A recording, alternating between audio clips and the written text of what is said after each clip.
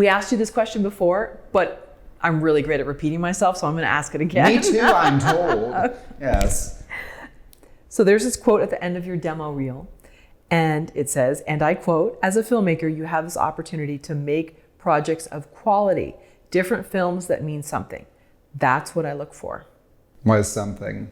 That's actually, it's an old demo reel of mine. I totally had forgotten about that. That was one I had, I think, 5 or 6 years ago. I don't think my current one has it on it. And I just launched a new website, so I should know the answer to this. But no, I don't think that's on there. But the quote is still true.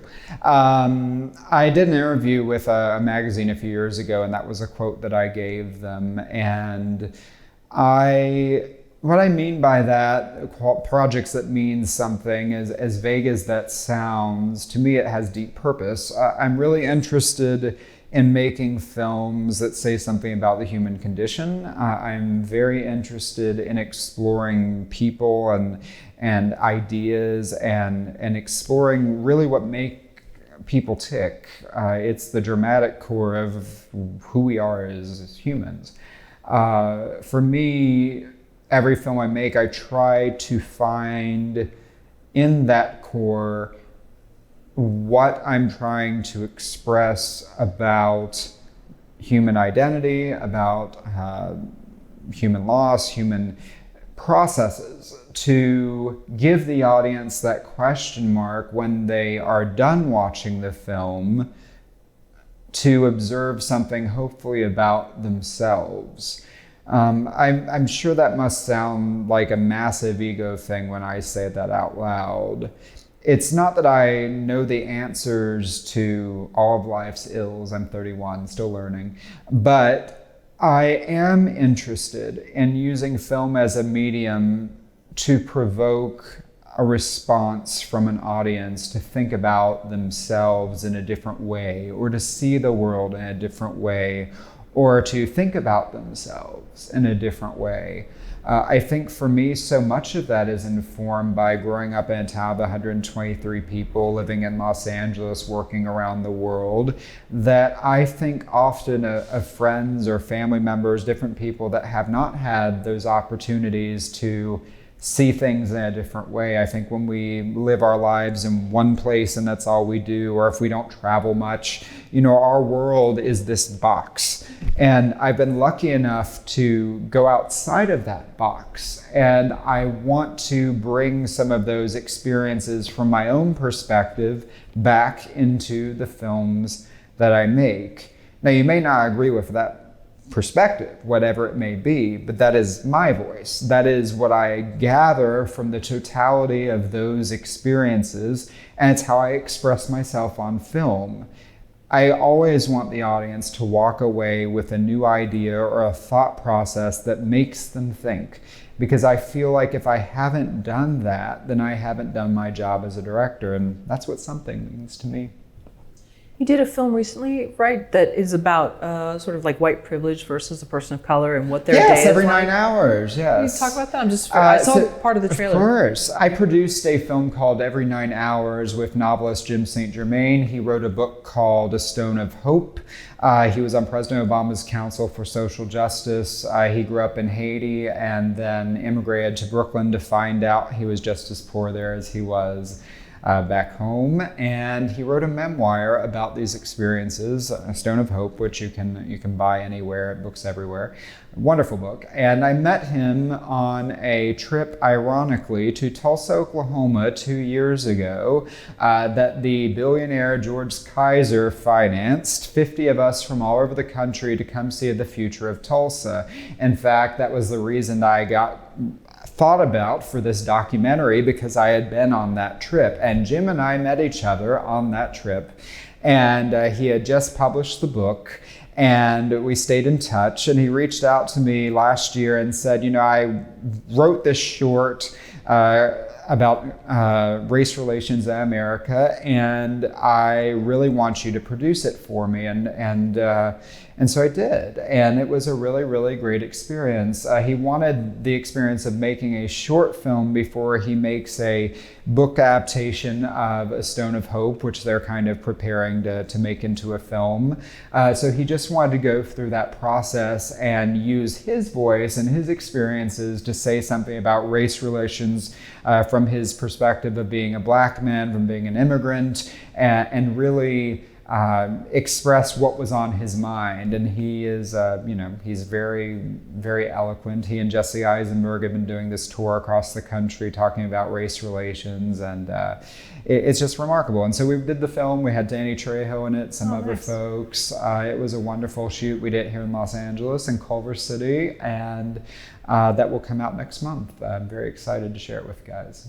Can you give us any talking points about the film? Yeah, it's so Jim co-directed it with Adam Margolis, who is an Emmy Award-winning director of television, and they co-directed together, and we shot it in 3 locations in Los Angeles. It's a very simple film. It's essentially one big dialogue about what happens to a man of mixed race when the police pulls him over for nothing specific, which I know to be true from many friends of mine of color, that is something that does happen in America, whether or not we like to admit it or not.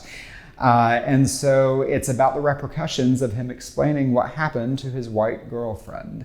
It was a really great script, and we had wonderful performers and a fantastic creative team to do it with. And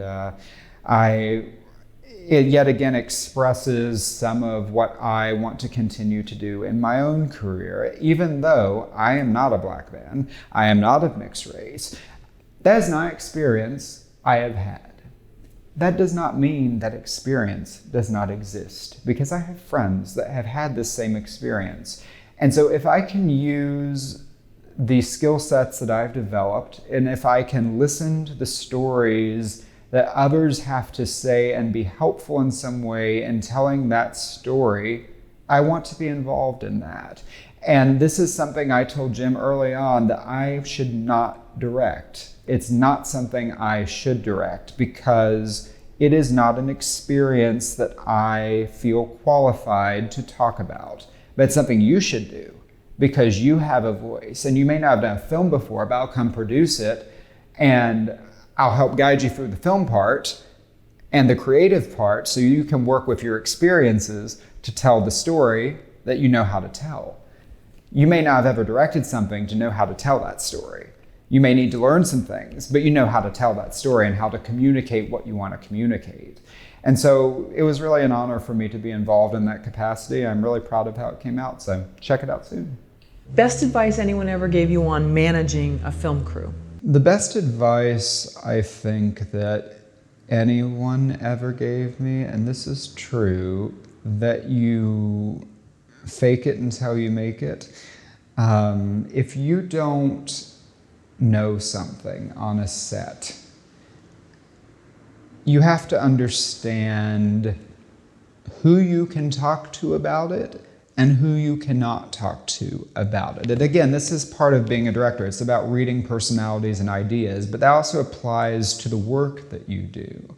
Now, luckily, in the middle where I am now, I've had enough experiences where that doesn't happen very often. But early on, when I'm a 19-year-old director, working with experienced actors, crew and such, you have to project a little bit because all these people know more than you do.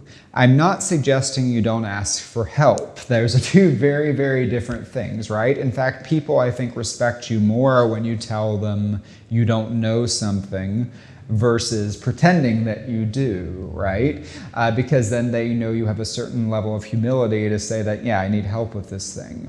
What I'm saying is that you need to understand who you can do that with and who you cannot do that with. Because there are sometimes people, especially starting out, that can be very toxic or damaging to you because of their own egos or issues that they have. You have to be a good enough read of people to understand that I can talk to this person about this thing that I don't know versus that other person who's going to start gossiping and saying this guy's an idiot or whoever it is.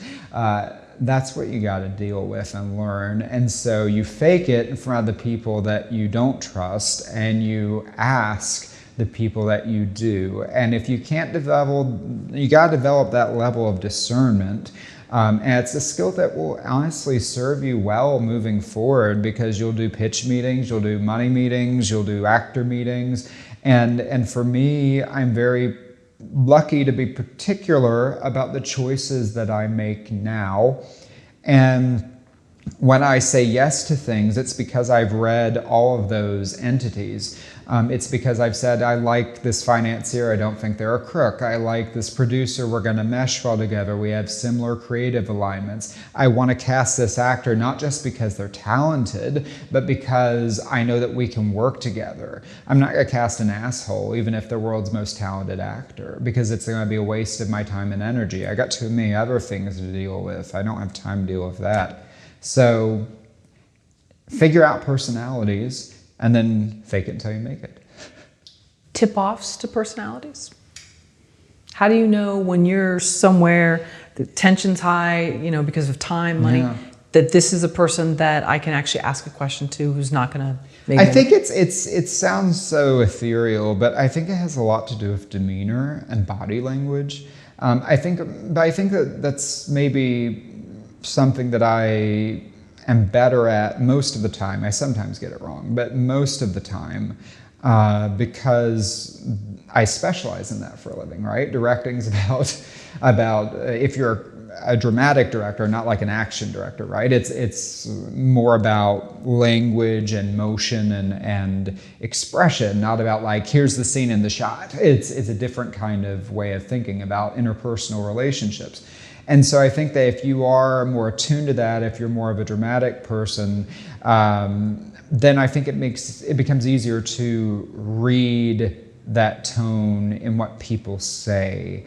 Because what people say and what people say are two very, very different things. And so if those two are not congruent, usually that tells me a lot about a person, if I can trust them or not. Yep. I've learned that the hard way too. Yeah, it's like there are people that, what was it? Maya Angelou said that when people show you who they are the first time, believe them. That's true. It's one of the wisest pieces of writing I've ever read in my life, because if someone is what you see here and they're still that person when they're angry, when they're mad, whatever it is, you can trust them. If it's somebody whose body language says this, then their mouth says this, you usually are a snake and you should chop it off at the head immediately. Yeah. That's how you get through that. And so I learned that lesson, and that's how I try to discern.